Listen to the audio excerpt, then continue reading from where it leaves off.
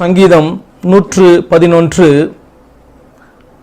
இரண்டாவது வசனம். சங்கீதம் 111 2. கர்த்தரின் செய்கைகள் பெரியவைகளும் அவைகளில் பிரியப்படுகிற எல்லாராலும் ஆராயப்படுகிறவைகளுமாயிருக்கிறது. கர்த்தரின் செய்கைகள் பெரியவைகளும் அவைகளில் பிரியப்படுகிற எல்லாராலும் ஆராயப்படுகிறவைகளுமாய் இருக்கிறது. கர்த்தருடைய பிள்ளைகள், ஊழியர்கள், அவருடைய ஜனம் கர்த்தருடைய வார்த்தையை அவர்கள் ஆராய்ந்து பார்ப்பார்கள். அவர்கள் யார் என்று சொன்னால், கர்த்தருடைய பிள்ளைகள், அவரை ஏற்றுக்கொண்டவர்கள், அவருக்கு ஒப்பு கொடுத்து ஊழியம் செய்கிறவர்கள், அல்லது அவர் பார்த்து சொல்கிறார்கள் இது என்னுடைய ஜனம் என்று சொல்லி அவர்கள் ஆராய்ந்து பார்க்கிறவர்களாக இருப்பார்கள். மாத்திரமல்ல, சிலருக்கு ஆராய்ந்து பார்க்கிறது ரொம்ப இன்ட்ரெஸ்டாக இருக்கும். வேத வார்த்தை மாத்திரமல்ல, எதுனாலும் அவர்கள் ஆராய்ந்து பார்ப்பார்கள். ரிசர்ச் பண்ணுறவங்களெல்லாம் நீங்கள் பார்த்துருப்பீங்க. அவங்க அந்த குறிப்பிட்ட ஃபீல்டில் ஆராய்ந்து பார்த்து அதில் வல்லுநர் ஆக வேண்டும் என்று சொல்லி விரும்புவார்கள். அப்போ இவர்கள் எல்லாருமே ஆராய்ந்து பார்ப்பார்கள். அப்போ நம்ம வேத வார்த்தையை ஆராய்ந்து பார்த்து வல்லுநர்கள் ஆவதற்காக நாம் இந்த வேத வார்த்தையை ஆராய வேண்டும் என்பது நமக்கு அவசியம் இல்லை. அதை குறித்து நான் உங்களோடு கூட பேச போகிறதில்லை. அவரில் பிரியப்படுகிறபடினாலே அவருடைய வார்த்தை என்ன, அவருடைய செய்கை என்ன என்று சொல்லி அவருடைய பிள்ளைகளாய் மாறியிருக்கிற நாம ஆராய்ந்து பார்க்க கடமைப்பட்டிருக்கிறோம். கர்த்தருடைய வார்த்தைகளையும் செய்கைகளையும் ஆராய்ந்து பார்க்க வேண்டியதனுடைய அவசியம் என்ன என்கிறத நாம் ஆரம்பிப்போம். கர்த்தருடைய வார்த்தைகளையும் செய்கைகளையும் ஆராய்ந்து பார்க்க வேண்டியதன் அவசியம். ஆராய்வது அப்படின்னு சொல்லும் பொழுது அது நம்முடைய கர்த்தருடைய தன்மையா இருக்கிறது, அவருடைய பிள்ளைகளுடைய கடமையா இருக்குது. ஆராய்ந்து பார்ப்பது நம்முடைய தேவனுடைய தன்மை. அப்ப ஆராய்ந்து பார்ப்பது தேவ பிள்ளைகளுடைய கடமையா இருக்குதுன்றதை நீங்க புரிந்து கொள்ளுங்க. சங்கீதம் 139 முதல் வசனத்துல இப்படி வாசிக்கிறோம். சங்கீதம் 139 முதல் வசனம். கர்த்தாவே, நீர் என்னை ஆராய்ந்து அறிந்திருக்கிறீர் என்று சொல்லி அந்த வார்த்தை ஆரம்பிக்குது. நீர் என்னை ஆராய்ந்து அறிந்திருக்கிறீர். வேதம் இப்படி தொடர்ந்து பேசுகிறது. அவர் நம்மை ஆராய்ந்து அறிந்திருக்கிறார், நம்முடைய இருதயத்தை ஆராய்ந்து பார்க்கிறார், நம்முடைய வழிகளை ஆராய்ந்து பார்க்கிறார், நம்முடைய எண்ணம், நம்முடைய யோசனை இதெல்லாம் ஆண்டவர் ஆராய்ந்து பார்க்க. அப்படின்னு என்ன அர்த்தம்? அவருக்கு இதே தான் வேலையா? ஆராய்ந்து பார்க்கிறது அவருடைய வேலையா என்று சொல்லி நினைக்காதீங்க. அதனுடைய அர்த்தம் என்ன என்று சொன்னால், அவருக்கு மறைவாக ஒன்றுமே செய்ய முடியாது.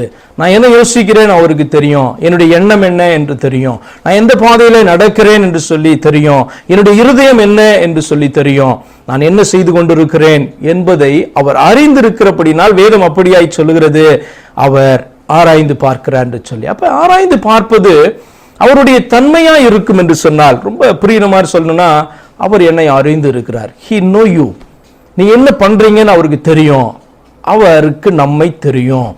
அப்ப நாம் அவரை சரியாய் அறிந்து கொள்வதற்கு அவருடைய வார்த்தைகளை ஆராய்ந்து பார்ப்பதும் அவருடைய செய்கைகளை ஆராய்ந்து பார்ப்பதும் நாம் அவரை அதிகமாய் அறிந்து கொள்வதற்கு அது பிரயோஜனமாய் இருக்கிறபடினால்தான் வேத இந்த காரியத்தை நமக்கு சொல்லுது. அப்ப அது நம் மேல் விழுந்ததான கடமையா இருக்குது. 1 கொரிந்தியர் 2:14-15 இப்படியாய் வாசிக்கிறோம். 1 கொரிந்தியர் 2ஆம் அதிகாரம் 14-15 வசனங்கள். ஜென்ம ஸ்பாவமுள்ள மனுஷனோ தேவனுடைய ஆவிக்குரியவைகளை ஏற்றுக்கொள்ளான். நாமெல்லாம் ஜென்ம ஸ்பாவம் மட்டுமே உடையவர்களாய் இருந்த நாட்கள் உண்டு. ஆனால் ஆண்டவரை ஏற்றுக்கொண்டு அவருடைய பிள்ளைகளாய் மாறின பொழுது நம்ம ஆவியினால் பிறந்திருக்கிறபடினாலே ஆவியின் ஸ்பாவம் நமக்குள் வந்திருக்கிறது, ஜென்ம ஸ்பாவமும் உண்டு. ஆனால் இந்த இடத்துல என்ன சொல்லுகிறது வசனம் என்றால், ஜென்ம ஸ்பாவம் உள்ள மனுஷனோ, அவனுக்கு வெறும் ஜென்ம ஸ்பாவம் மட்டும்தான் உண்டு. ஒரு சாதாரண மனிதனாய் மாத்திரமே அவன் காணப்படுகிறான். இன்னும் ஆண்டவரை ஏற்றுக்கொள்ளல, திரும்பவும் பார்த்தீங்கன்னா தேவ மனுஷனாக அவன் பிறக்கவில்லை என்பதுதான் அவருடைய அர்த்தம். கவனிங்க, ஜென்மஸ்பாவம் உள்ள மனுஷனோ தேவனுடைய ஆவிக்குரியவைகளை ஏற்றுக்கொள்ளான். இதுதான் சத்தியம் என்று சொல்லி வேத வசனம் காண்பித்து கொடுக்கும் பொழுது, சத்தியம் வெளிப்படும் பொழுது அவன் ஜென்மஸ்பாவம் உள்ளவனாய் மாத்திரம் இருப்பான் என்று சொன்னால் அவனை ஏற்றுக்கொள்ள முடியாது. ஆனால் அவன் மனம் திரும்பி அல்லது வேத வார்த்தை இப்படியா இருக்கிறதே என்று சொல்லி அவன் தன்னை தாழ்த்தும் பொழுது அந்த வார்த்தைகளை ஏற்றுக்கொள்ளுகிறான், அவன் காணப்படுவான். இந்த வசனம் சொல்கிறது ஆவிக்குரியவைகளை ஏற்றுக்கொள்ளான் என்று சொன்னால், அந்த வேதம் என்பது ஆவிக்குரிய ஒரு காரியமாய் அது காணப்படுகிறது. அவைகள் அவனுக்கு பைத்தியமாய் தோன்றும். இந்த வேத வசனங்கள் யார் யாருக்கெல்லாம் பைத்தியமா தோன்றுதோ, அல்லது சத்தியம் யாருக்கெல்லாம் பைத்தியமா தோன்றுதோ, ஒரு காரியத்தை நீங்க அறிந்து கொள்ளுங்க, அவர்கள் இன்னும் ஜென்மஸ்பாவம் உள்ளதான மனிதர்களாய் மட்டுமே காணப்படுகிறார்கள். இன்னும் இந்த மெய்யான ஆண்டவரை அவர்கள் ஏற்றுக்கொள்ளவில்லை என்பதே அதற்கு முக்கிய காரணம். அவைகள் ஆவிக்கேற்ற பிரகாரமாய், அதாவது இந்த வார்த்தைகள் ஆவிக்கேற்ற பிரகாரமாய் ஆராய்ந்து நிதானிக்கப்படுகிறவைகள் ஆனதால், இந்த வேத வசனம் என்று சொல்லப்படுவது அல்லது இந்த வேதம் என்று சொல்லப்படுவது அது ஆவிக்கேற்ற பிரகாரமாய் ஆராய்ந்து நிதானிக்கப்படுகிறவைகளானதால் அவைகளை அறியவும் மாட்டான். ஆவிக்குரியவன் எல்லாவற்றையும் ஆராய்ந்து பார்க்கிறான். யாரை குறித்து சொல்லுது? யார் யாரெல்லாம் தன்னை தேவனுடைய பிள்ளைன்னு சொல்றாங்களோ அத்தனை பேரை குறித்தும் இந்த வார்த்தை சொல்லுகிறது. ஆவிக்குரியவன் எல்லாவற்றையும் ஆராய்ந்து நிதானிக்கிறான். யார் என்ன பேசினாலும், என்ன பிரசங்கங்களை கேட்டாலும், வேத வசனத்தை எடுத்து வச்சு வாசிச்சாலும், தேவனே முன்னாடி வந்து நின்று பேசினாலும், ஆவிக்குரியவன் என்ன செய்கிறான்னு சொல்லிட்டு வசனம், அவன் எல்லாவற்றையும் ஆராய்ந்து நிதானிக்கிறான். ஆண்டவர் தான் வந்து பேசினாரா, மனதில் பேசினாலும் ஆண்டவர் தான் பேசினாரா என்று சொல்லி வேத வார்த்தையின் அடிப்படையில் அவன் ஆராய்ந்து பார்க்கிறவனா இருப்பான். யார் தெரியுமா?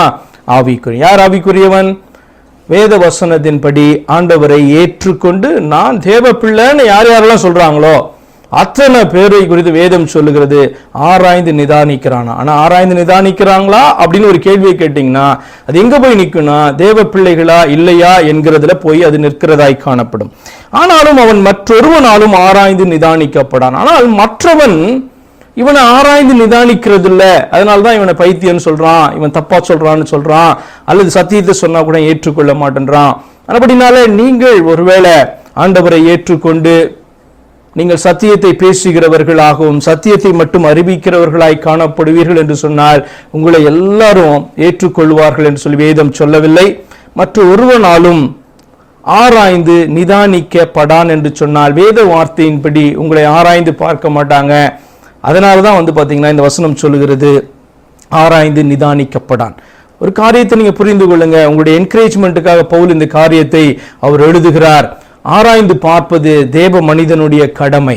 ஆவியினால் பிறந்திருக்கிறேன் என்று சொல்லுகிறவனுடைய ஐ எம் born again என்று சொல்லப்படுகிற ஒவ்வொருவர் மேலும் விழுந்ததான ஒரு கடமையாக அது காணப்படுகிறது. வேத வார்த்தையையும் அவருடைய செய்கைகளையும் ஆராய்ந்து பார்க்க வேண்டும்.